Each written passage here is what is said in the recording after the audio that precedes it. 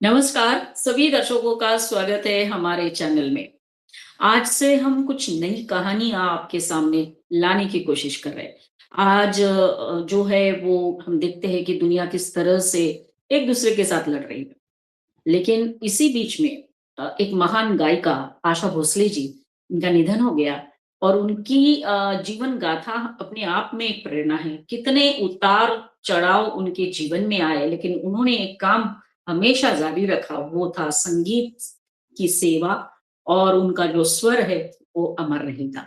एक युग का भले ही हम कह सकते हैं अंत हो गया, लेकिन उनका नाम ज़रूर अमर है। और इसी से जुड़ी हुई हम बातें आज हम करेंगे क्योंकि उनके जीवन की कहानी अगर हम हमारे जीवन के साथ जोड़ते हैं तो सभी के जीवन में छोटे-मोटे दुःख होते हैं, लेकिन हम डरते हैं। हम किससे डरते हैं? हम शायद सोचते भी नहीं है इसके बारे में। तो आज हम इसी को डेडिकेट करते हैं और आशा जी को हमारी श्रद्धांजलि हम व्यक्त करते हैं इस एपिसोड के माध्यम से, जिसके लिए हमारे साथ जुड़े हैं कैप्टन महेश भगोनी सर। अभी आप सोचेंगे कि कैप्टन मतलब आर्मी, लड़ाई, झगड़ा, थोड़े स्ट्रॉन्ग लोग, लेकिन ऐसा नहीं है। कवि, मन रखने वाले और बहुत अच्छे लेखक कैप्टन साहब है और वो हमारे साथ जो बात करेंगे, वो अपने आप में एक श्रद्धांजलि होगी आशा जी को। सर स्वागत है आपका। नमस्कार, जय हिंद। यस, आपने जय बहुत अच्छा शुरुआत की है। इनफैक्ट बिफोर मैं अपने बारे में बताऊँ, मुझे मैं कहीं पढ़ रहा था कि आशा जी, जो आज हमारे बीच में नहीं हैं, लेकिन हमेशा अमर हैं, हमारे दिलों में राज कर रही हैं।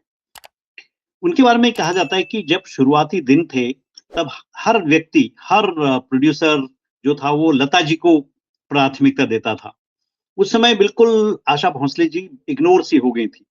लेकिन जो आज हमें सोचने के लिए है, जो हमें सीखने के लिए है, वो ये है कि आशा जी ने हमेशा रीइन्वेंट किया अपने आप को।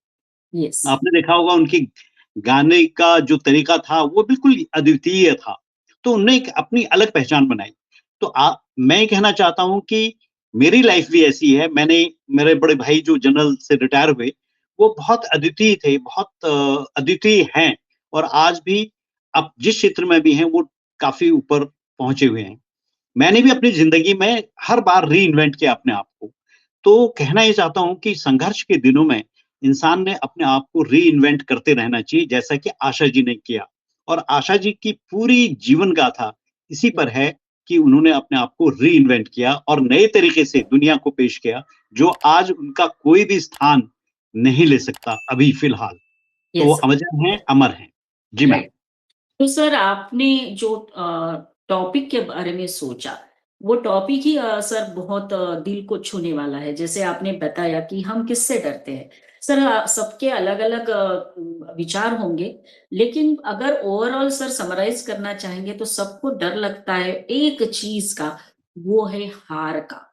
हम देखते हैं युद्ध काल में भी, अगर रामायण का युद्ध देखते हैं सर तो रावण को भी हार का डर लग रहा था। महाभारत में अगर देखते हैं तो दुर्योधन भी हार से डर रहा था और वाह! अगर हम आज की बात करते हैं तो हम भी सर किसी ना किसी रूप में डरते तो है, लेकिन हार से जरूर डरते हैं। तो इसी के बिल्कुल। ऊपर सर आप जो बताना चाहेंगे, आप बता सकते हैं अभी। मैं अपनी जो मेरा चैनल है वो है थिंकिंग इंडियन, द ये थिंकिंग इंडियन, जहां हम सिर्फ सोचने के लिए लोगों को प्रेरित करते हैं। तो मेरे आज का एक सीधी बात है, आज की गहरी और सीधी बात जो है वो है कि क्या सच में हार अंत होती है या वही आपकी अगली जीत की शुरुआत है। इसलिए मैं ये कहूंगा कि हम आज इसी पर बात कर रहे हैं कि उस डर का जो हमें कदम बढ़ाने से रोकता है। क्या आप हारने से सचमुच डरते हैं? हम्म, मैं बहुत डरता था, बहुत ज्यादा।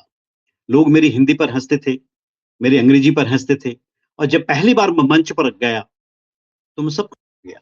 एक-एक शब्द भूल गया, तो मुझे ऐसा लगा जैसे दुनिया मुझे चारों तरफ से देख रही है और इसलिए होते हुए मैंने ये तय किया कि मैं ज़िंदगी में कभी हार नहीं मानूँगा और जब मैं हार हार रहा था, तब मैंने हमेशा तय कि मैं आगे बढ़ता रहूँ। उसी दिन मैं यस। समझ गया कि डर क्या चीज़ होती है। स्टेज फ़ियर था, हुँ, शब्दों का चुनाव था और शब्द कैसे निकालने हैं उस बारे में मैं बिल्कुल अनभिज्ञ था। हिंदी भी मुझे नहीं आती थी, लोग हँसते थे और यही मेरा स्टेज फ़ियर मेरा एक दुश्मन बन गया।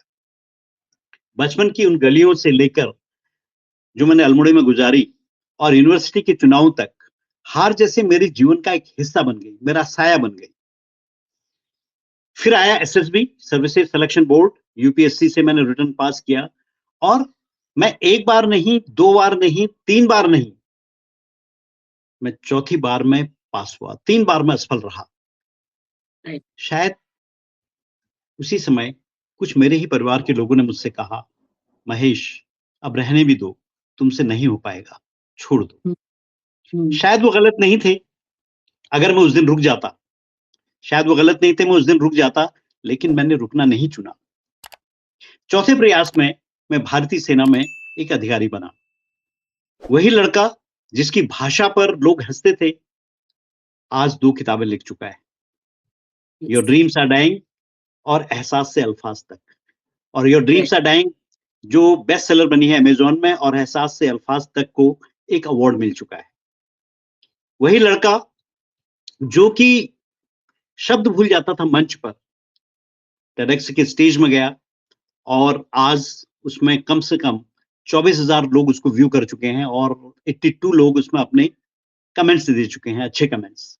यस, सच तो यह है कि संघर्ष आज भी खत्म नहीं हुआ। मेरा संघर्ष आज भी जारी है और अभी भी बहुत कुछ पाना है, अभी भी बहुत दूर जाना है। मैं यही कहूँगा, रॉबर्ट फ्रॉस्ट की जो कविता है, उसकी एक स्टैन्ज़ा मुझे याद है, जो मुझे हमेशा प्रेरित करती है।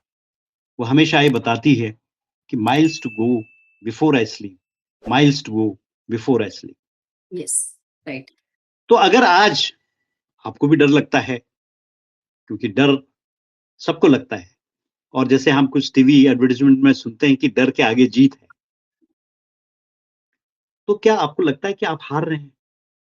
हुँ, याद रखिए, शायद जीत आपके बहुत करीब है, क्योंकि असली हार कोशिश छोड़ देना है और गिरना सिर्फ आगे बढ़ने का हिस्सा है। तो आज अपनी सबसे बड़ी नाकामी को याद कीजिए, सबसे बड़ी नाकामी को याद कीजिए और खुद से पूछिए, क्या मैं रुक जाऊँ या एक बार और कोशिश करके देखूँ? यस, क्योंकि क्योंकि वही फैसला आपकी ज़िंदगी बदल सकता है। यस, इन्हीं शब्दों के साथ मैं यही कहूँगा कि डर के आगे जीत है राइट, एंड वही आदमी सफल होता है, जो उस डर को समझ के, उससे बात करके और अपने कदमों को नहीं रोकता है और हमेशा आगे बढ़ता है, वही आदमी अंततः जीत हासिल करता है। बिल्कुल सर। इन्हीं और शब्दों के साथ। आप सर बिल्कुल सच कह रहे हो। आपने खुद आपका एक्सपीरियंस बताते हुए कैसे हम लोग डर को काबू में रख सकते हैं या उसको जीत सकते हैं। तो जब आदमी मन से ही हार जाता है तो फिर उसको कोई नहीं जीता पाता। इसलिए जो मन को जीत लेता है तो वो हर चीज़ जीत पाता है। और इसीलिए सर अटल बिहारी वाजपेयी जी की एक कविता लाइन मुझे हमेशा याद आती है। हार नहीं मानूँगा, रार नहीं ठानूँगा, काल के कपाल पर लिखता मिटाता हूँ, वाह! गीत नया गाता हूँ। तो ये जो सर आपका जो अनुभव है, वो हम सबको और प्रेरित। मेरी माँ भी हमेशा कहा करती थी हाँ, कि मन के हारे हार है, मन ये के जीते जीत। जीत, यस, और अंत में मैं यही शब्द कहूँगा कि कौन कहता है कि आसमान में सुराख नहीं हो सकता? राइट, कौन कहता है कि आसमान में सुराख नहीं हो सकता? एक पत्थर तो तबीयत से उछालो यारो। यस। और यही संदेश हम सभी दर्शकों को देना चाहेंगे सर आपके माध्यम से कि डर के आगे हमेशा जीत होती है, तो आपको उस डर को खत्म करना है जो आपके मन में कहीं न कहीं घर करके बैठा हुआ है। तो सर धन्यवाद हमारे थैंक यू साथ सो जुड़े। मच।